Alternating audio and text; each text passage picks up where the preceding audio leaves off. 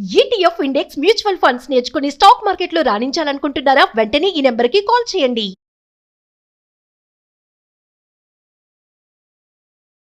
గురుగారు నమస్కారం అండి. నమస్కారం మా నరసింహాత్మ. గురుగారు ఇప్పుడు మనకి ఆగస్ట్లో రాఖీ పౌర్ణమి వస్తుంది. అంటే రాఖీ పౌర్ణమి అనేసరికి అందరూ కూడా రాఖీ కట్టుకుని అదే అన్న తమ్ముళ్ళకి రాఖీ కట్టేసి గిఫ్ట్స్ అవి తీసుకుని ముగిచ్చేస్తూ ఉంటారు. అయితే అలాంటి టైంలో అసలు అంటే ఏ పూజ విధానం అనేది మనం పాటించాలి? ఎందుకంటే అది కూడా చాలా పుణ్యమైన రోజు పౌర్ణమి, అందులోనూ రాఖీ పౌర్ణమి చాలా విశిష్టంగా మనం చేసుకుంటూ ఉంటాం. సో అయితే ఇలాంటప్పుడు మనకు ఆ రాఖీ పౌర్ణమి రోజుని ఎలా చూడాలంటారు? ఏం పూజ చేసుకుంటే మంచిదని అంటారు? అసలు రాఖీ పౌర్ణమి రోజు ఇష్టదేవతను నమస్కారం చేసుకుని రోజు చేసే దీపారాధన, మనం చదువుకునే అష్టోత్తరాలు ఇంతవరకు చదువుకుంటే చాలు. స్పెషల్ పూజలు ఏవి అక్కర్లేదు. కాకపోతే ఇక్కడ రాఖీ పండగ అనేది అన్నా చెల్లెళ్ళకి, అక్కా తమ్ముళ్ళకి అనుబంధాన్ని చేర్చేటువంటి రోజు. ఇలా అనుబంధాన్ని చేర్చేవి రెండు ఉన్నాయి. భగినీ హస్త భోజనం అని చెప్పేసి కార్తీక మాసంలో వస్తుంది. తర్వాత శ్రావణ మాసంలో రాఖీ పండగ వస్తుంది. ఈ రెండు కూడా సోదరుల మధ్య, సోదరీమణుల మధ్య ఉన్న అనుబంధాన్ని గుర్తింపచేసి దాన్ని పెంపొందింపచేసేది. నాకు ఒక అక్క ఉంది, లేదా ఒక చెల్లి ఉంది, నాకు ఒక అన్నయ్య తమ్ముడు ఉన్నాడు అని చెప్పి మనకు ఆల్రెడీ తెలుసు. కాకపోతే ప్రస్తుత కాలంలో వైరాలు ఎక్కువ ఉన్నాయి, గొడవలు ఎక్కువ ఉన్నాయి కదా. అవి కూడా మర్చిపోయి ఆనందంగా నా తమ్ముడిని చూడాలి, నా అన్నయ్యని చూడాలి, నా చెల్లెని చూడాలి, నా అక్కని చూడాలి, ఇలా కలిపేటువంటి వచ్చి రాకపోయినా సరే ఆ ఒక్క క్షణమైనా మనం ఫోన్ల ద్వారా మాట్లాడుకోవాలి. అమెరికాలో ఉంటారు, రావాలి అంటే రాగలిగే వాళ్ళు వస్తున్నారు, రాలేని వారి పరిస్థితి లెక్క వేసుకుంటే మీరు అన్నట్టు తలుచుకున్నా కానీ అంటే ఇప్పుడు రాఖీ పంపిస్తారు ఆ రోజు, మా చెల్లి ఉంది కాబట్టి నాకు పంపించింది అని తలుచుకుంటారు. కరెక్ట్. అలా ఆ ప్రేమ ఆ క్షణంలో వచ్చేటువంటి ఆప్యాయత, ప్రేమ చెప్పలేంది. ఒకటి. రెండోది, రాఖీ పండగ ఎక్కడి నుంచి వచ్చింది అంటే ద్వాపర యుగం నుంచి వచ్చింది. ద్రౌపదీదేవి కృష్ణుడికి రాఖీ కట్టింది, రక్ష కట్టింది. అక్కడి నుంచి వచ్చింది మనకి. కట్టిన తర్వాత ఆమె అలా ప్రేమానురాగంగా కట్టినందుకు నీకు ఏ కష్టమున్నా నేనున్నాను అని చెప్పగలిగాడు. ఆమె కష్టం వచ్చింది కదా, చీరలాగి అంత గోలగోల చేశారు కదా. ఆ సమయంలో ఆమె చేసే ప్రయత్నం అంతా చేసింది. దీన్ని రెండు కోణాల్లో చూడొచ్చు. ద్రౌపది వస్త్రాభరణాన్ని రెండు కోణాల్లో చూడొచ్చు. ఒకటి, కృష్ణుడు హామీ ఇచ్చాడు, నీకు కష్టం వస్తే నేనున్నాను, నేను వస్తాను అని హామీ ఇచ్చాడు. కష్టం వచ్చింది, వచ్చాడు కదా, తలుచుకుంది, వచ్చాడు. ఇది ఒక కోణం చూడొచ్చు. రెండవ కోణం, కృష్ణుడు భగవంతుడు. మన ప్రయత్నం అంతా మనం చేసాం, ఆమె అప్పటి వరకు కూడా చేతులు అడ్డం పెట్టుకొని కృష్ణుడిని తలుచుకోలేదు. తన ప్రయత్నాన్ని తను చేసింది.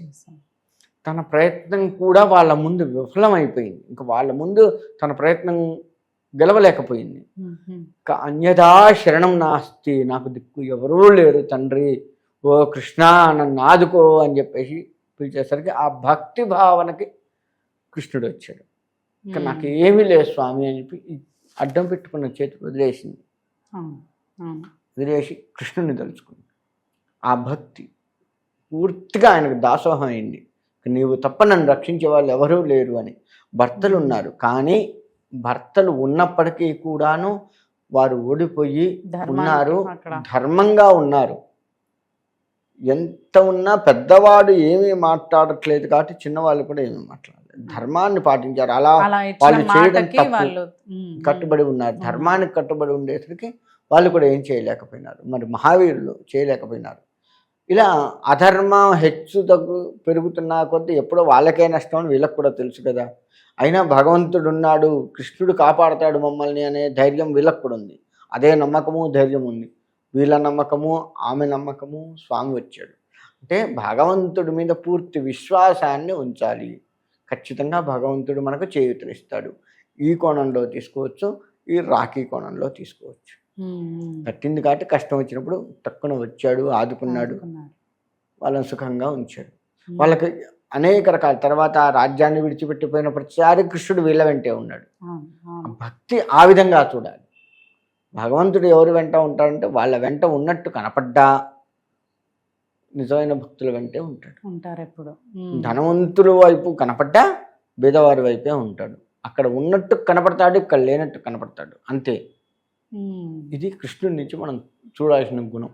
అది మనం చూడట్లేదు. సరే, ఆ టాపిక్ కాదు. ఇక్కడ ఇప్పుడు రాఖీ పండగ వచ్చేసరికి మనకేమైందంటే, నా అన్నయ్యకి నేను కట్టాను, డబ్బులు ఇస్తాడు. ఇదొకటి బాగా పడిపోయింది. డబ్బులు కాదు, నీవు నాకు కట్టి నాకు రక్షగా ఉన్నావు, మన ప్రేమని గుర్తించి నువ్వు మనతో మెలిగావు కాబట్టి నేను కూడా నా శక్తి కొలది ప్రేమతో నీకు ఈ చీర పెడుతున్నాను. లేదు, నేను పెట్టిన చీర నీకు నచ్చట్లేదు, నచ్చుతుందో లేదో, కాబట్టి ఈ 1000 రూపాయలు తీసుకో. ఉదాహరణ చెప్పాను, ఎవరి శక్తి వాళ్ళది. ఈ 1000 రూపాయలు తీసుకో అన్నప్పుడు నువ్వేం చేస్తావు? ఆ 1000కి దాన్ని తగ్గదో దానికంటే ఇంకో రూపాయి వేసుకొనో చక్కగా నీకు నచ్చిన చీర కొనుక్కొని ఆ చీర కట్టుకున్నప్పుడల్లా మా అన్నయ్య రాఖీ పండగ అప్పుడు పెట్టాడని ఆనందపడతావు. అంటే నీకు ఎప్పటికీ ఇంకొక రాఖీ పండగ వచ్చేంత వరకు నువ్వు ఆ చీర మీద గుర్తుంటుంది, నా అన్నయ్య, నా తమ్ముడు, అది ఉన్నంత కాలం గుర్తు పెట్టుకుంటాను రాఖీ పండగకి ఇచ్చారు అని. అలా ప్రేమానురాగాలు అనుక్షణం కూడా గుర్తుండేటట్లుగా చేసేది రాఖీ పండగ. అందుకు మనం అన్నయ్యో తమ్ముడో చీర పెట్టడము, ఏదైనా ఉన్నవాడైతే బంగారం పెడతారు. అలా పెట్టేది ఏంటంటే, అది మన ఒంటి మీద ధరించినంతసేపు, మనం దాన్ని చూస్తున్నంతసేపు నా అన్నయ్య ఇచ్చాడు, నా పుట్టింటి వాళ్ళు ఇచ్చారు, ముఖ్యంగా నా పుట్టింటి వాళ్ళు ఇచ్చారు అనే ఇది ఉండి ఆ పుట్టింటి రాగం మీద ప్రేమానురాగాలు పెరుగుతూ ఉంటాయి. ఈ అక్కో చెల్లో అది చూసి ఆనందపడ్డప్పుడల్లా ఈ ఆనంద ఫలితం ఆ పుట్టింటికి వచ్చేస్తుంది, వచ్చి వాళ్ళు సుఖంగా ఉండటానికి దోహదపడుతుంది. అందుకని చెల్లెలు రాఖీ కట్టగానే, లేదు అక్క రాఖీ కట్టగానే ఈ విధమైనటువంటిది చేసేది. ఆ విధంగా పెట్టడం చేయటం ఎందుకు అంటే ఈ విధంగా వచ్చింది. దాన్ని మనం కమర్షియల్గా తీసుకున్నాం.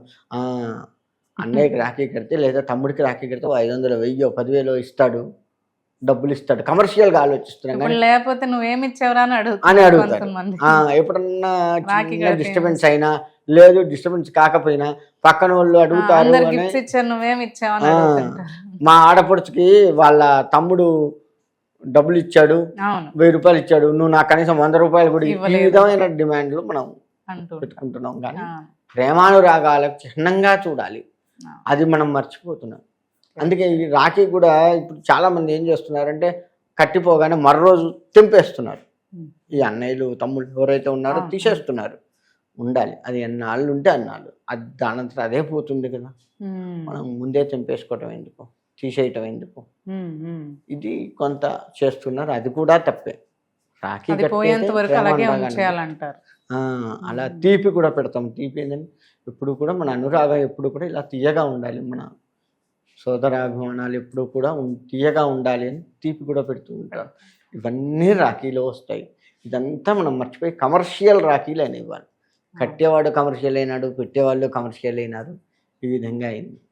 ఇంకా ఆస్తి గురించి గొడవ పడితే ఇంకా ఆ గొడవలలో ఇంకా రాఖీయే కట్టుకోవట్లేదు, ఏంటి కట్టేవాడు గొడవ పడుతున్నారు అని అవి కట్టుకొని కూడా మానేసేస్తారు చాలా మంది. అది కాదు, ఆస్తులు ఎన్ని గొడవలు ఉన్నప్పటికీ రక్త సంబంధం అయితే ఉంటుంది కదా, చచ్చిందాకా ఉంటుంది కదా. ఆస్తి నీకు ఉండొచ్చు, ఉండకపోవచ్చు, కానీ చచ్చిందాకా అయితే ఉంటుంది, బంధం అయితే ఉంటుంది. అది చూసుకోవాలి. ధన్యవాదాలండి. మంచిదమ్మా.